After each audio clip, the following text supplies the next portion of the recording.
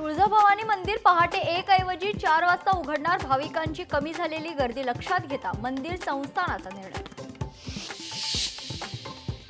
बोरिवलीच्या राष्ट्रीय उद्यानात रस्ते खड्डेमय. संजय गांधी राष्ट्रीय उद्यानातील रस्ते कामावर संशय.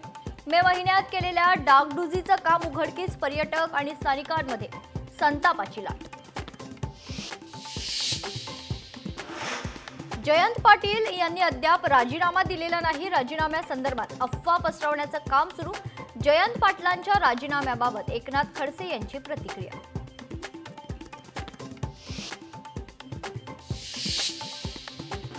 अहिल्यानगर शहरासह परिसरात पावसाची दमदार हजेरी.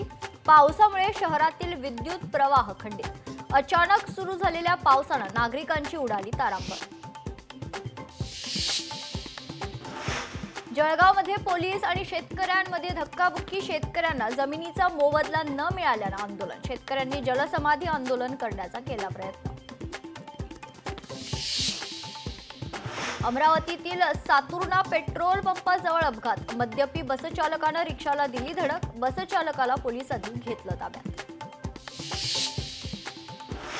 शेतीच्या वादातून सासूला सुनेकडून मारहाण. लातूरच्या शिरूर अनंतपाळ तालुक्यातील घटना.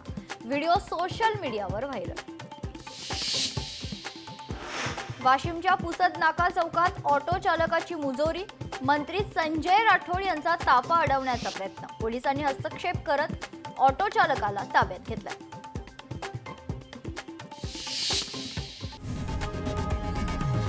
लोकशाही मराठी ऐका, पहा, जागरूक रहा.